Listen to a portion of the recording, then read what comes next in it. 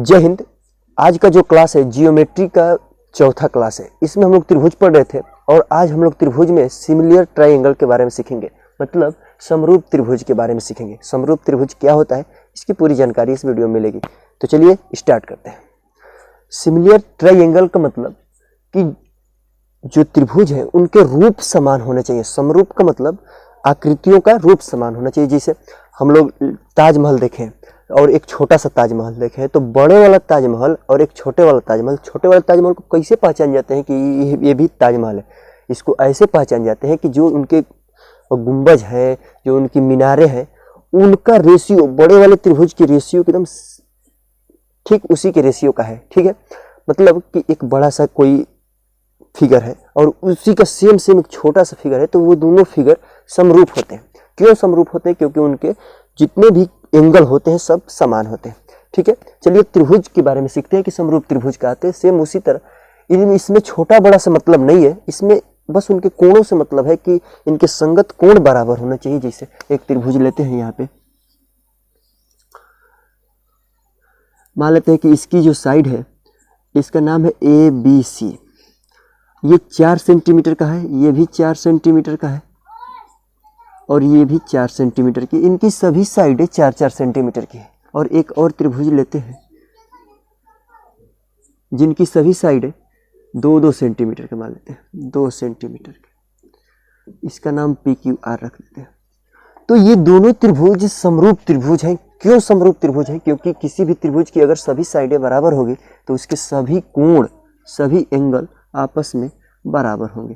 तो देखिए, सभी साइड बराबर तो सभी कोण बराबर। सभी कोण बराबर का मतलब ये भी 60 अंश का होगा, ये भी 60 का होगा और ये भी 60 का होगा। ठीक है, क्योंकि टोटल इंटरनल एंगल कितना होता है? 180 होता है, 180 अंश होता है। तो ये भी त्रिभुज में इसकी सभी साइडें बराबर हैं तो इनके सभी कोण आपस में बराबर होंगे। ठीक है, ये भी 60-60 के होंगे। तो इस दोनों को कहेंगे कि इस समरूप त्रिभुज है। तो समबाहु त्रिभुज, इक्विलैटरल ट्रायंगल एक दूसरे के समरूप होते हैं। इतना सीख गए। एक अगला फिगर लेते हैं। चलिए देखते हैं। एक और त्रिभुज लेते हैं, इसका नाम ABC। इसका भी मान लेते हैं कि ये भी त्रिभुज ABC है। ये कोण मान लेते हैं कि 70 का है। कितना का है? 70 का। और ये वाला त्रिभुज का ये कोण है जो 50 का है। तो ये कितना का होगा? देखिए, 70 और 50 120, तो ये कितना का होगा? 60 का। एक और फिगर लेते हैं भैया। छोटा बड़ा से तनको मतलब नहीं है इनमें मतलब बस संगत कोण से है। इसका नाम PQR रखते हैं। देखिए, इस कोण को मान लेते हैं कि 70 का है और ये वाला है 60 का। तो ये अपना ही से कितना का होगा? 50 का होगा ही होगा। क्लियर है? चलिए अब देखिए संगत भुजा कैसे निकालेंगे। पहले संगत कोण समझ लेते। संगत कोण का मतलब है 70 का है तो एक संगत कोण है 70 का है, 50 का है तो है 50 का है, 60 का तो है 60 का है। संगत भुजा निकालते हैं। देखिए, जब इनके संगत कोण आपस में बराबर हो जाते हैं, ये इन त्रिभुज के सभी कोण इस त्रिभुज के सभी कोण के बराबर, तो त्रिभुज सर्वांग सम। जरूरी नहीं है कि सभी 60-60 का हो, ये भी 60-60 का हो, कोई भी कोण हो, आपस में दोनों त्रिभुज के आपस में कोण बराबर होने चाहिए। जब ये दोनों त्रिभुज के कोण आपस में बराबर हो जाएंगे तो त्रिभुज समरूप हो जाएगा। और समरूप जब हो जाएगा तो इसमें कंडीशन होता है, अगर त्रिभुज समरूप हो गया तो इनकी संगत भुजाओं का अनुपात आपस में बराबर होते हैं। संगत भुजा का मतलब कि ये 70 है तो इसके सामने की भुजा AC। ठीक है, AC, इस 70 के सामने की भुजा AC। तो इस त्रिभुज में भी 70 के सामने की भुजा QR। इसका रेशियो बराबर होगा। ठीक है, 60 अंश के सामने की भुजा BC, तो इसमें 60 अंश के सामने की भुजा PR। ठीक है, बराबर होगा। 50 अंश के सामने की भुजा AB और इसमें 50 के सामने की भुजा PQ।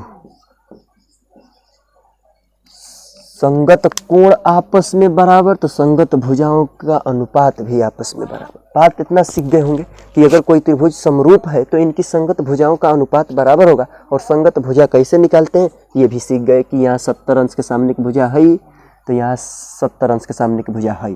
तो इसके बटा में ये वाला 50 अंश के सामने की भुजा है, तो ये भी 50 अंश के सामने की भुजा है। 60 अंश के सामने की भुजा है, तो ये 60 अंश के सामने की भुजा है। इन सभी का अनुपात आपस में बराबर होता है। इतना बात क्लियर हो गए कि समरूप त्रिभुज क्या होता है। तो जब समरूप त्रिभुज बन जाता है तो इनके संगत भुजाओं का अनुपात आपस में बराबर होता है। एक और त्रिभुज लेकर सीख लेते हैं। चलिए देखते हैं इस फिगर में। इसमें भी 70 अंश है, 60 अंश है, 50 अंश है। इस त्रिभुज में भी 70, 50, 60। एक मतलब ये दोनों त्रिभुज आपस में समरूप होगा क्योंकि इनके संगत कोण आपस में बराबर होंगे। अब संगत कोण जब बराबर हो गए तो इनकी संगत भुजाओं का अनुपात भी आपस में बराबर होगा। चलिए यहाँ 70 अंश के सामने की भुजा BC, अब बट्टा में होगा इस 70 अंश के सामने की भुजा PQ। समझिए कि यहाँ 70 अंश के सामने की भुजा है, तो ये 70 अंश के सामने की भुजा है। ये दोनों का अनुपात होगा, क्यों? क्योंकि समरूप हो जा रहा है। ठीक है, बराबर होगा। 50 अंश के सामने की भुजा AB, तो इसके सामने की भुजा PR। 60 अंश के सामने की भुजा AC और इसमें QR आपस में बराबर होंगे। तो आप अच्छी तरह से समझ गए होंगे कि अगर कोई त्रिभुज समरूप हो जा रहा है तो उनकी संगत भुजाओं का अनुपात बराबर हो जाए। बात करें इसकी एरिया का, तो एरिया पर भी एक कंडीशन है। अगर इनका एरिया दोनों को दिया हुआ है, मान लेते हैं कि इसकी एरिया है एरिया ऑफ त्रिभुज ABC, और इसका एरिया ऑफ त्रिभुज PQR। अगर इनके एरियाओं का अनुपात लें तो देखिए यहाँ लेंगे एरिया ऑफ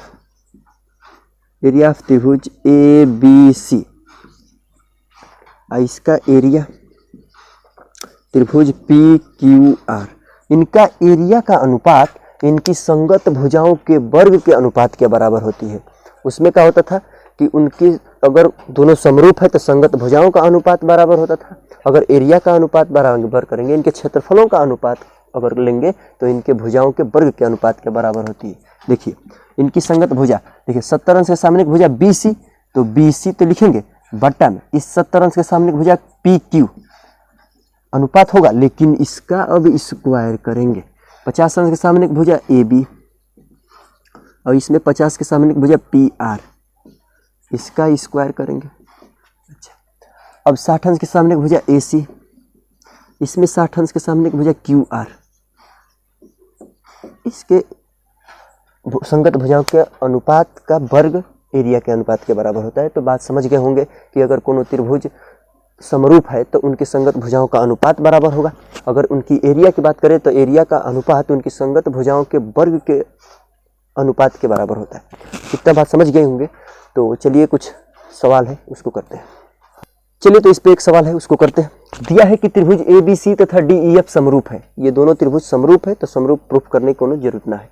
और इनके क्षेत्रफल क्रमशः 64 सेंटीमीटर स्क्वायर और 121 सेंटीमीटर स्क्वायर है। तो EF बराबर 15.4 सेंटीमीटर। तो BC का मान ज्ञात कीजिए। देखिए पहले त्रिभुज ABC 64 सेंटीमीटर स्क्वायर इसकी एरिया दिया है, दूसरा वाला का 121 सेंटीमीटर। तो देखिए 64 सेंटीमीटर स्क्वायर छोटा बनेगा, 121 सेंटीमीटर बड़ा बनेगा। तो त्रिभुज ABC और एक और त्रिभुज है जिसका नाम DEF है, DEF। इसमें कोनो जरूरत नहीं है कि दोनों त्रिभुज समबाहु है, विषमबाहु है, कैसा है, उससे कोई मतलब नहीं है। हमको दोनों त्रिभुज समरूप दे दिया है। ठीक है, कह रहा है इनका एरिया ऑफ, यह लिखेंगे एरिया ऑफ त्रिभुज ABC बराबर 64 सेंटीमीटर स्क्वायर और इसका एरिया दिया हुआ है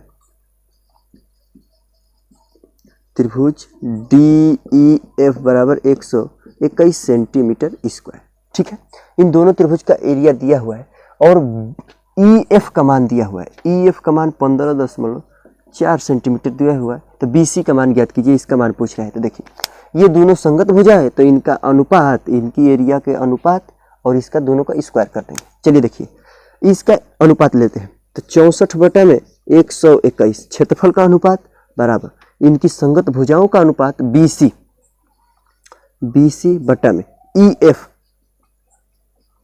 इसके स्क्वायर के बराबर होगा। मान रख देते हैं यहाँ पे, यहाँ से स्क्वायर हटेगा तो रूट में जाएगा, और रूट में मतलब इसका वर्गमूल निकालना होगा। तो 64 का वर्गमूल होगा 8, और 121 11 का, यहाँ BC का मान पूछ रहा है, यहाँ पे मान रख देंगे 15.4। ठीक है, इसको कटाएंगे तो कटेगा 11 से, पहले इसका इसमें गुणा कर लेते हैं। तो 8 गुणे 15.4 बटा में 11 बराबर BC। BC का मान पूछ रहा है, कटा देंगे इसको। 11 का 11 और 11 चौके 44, तो 14। देखिए इसको काटेंगे तो 1.4 बार आएगा। अब इसका इसमें गुणा कर देते हैं। तो 8 चौके 32 और 8 का 8, 8 3 11 होगा। 0.1 अंक पर लगा देंगे, यही BC का मान होगा। ठीक है, आप समझे होंगे।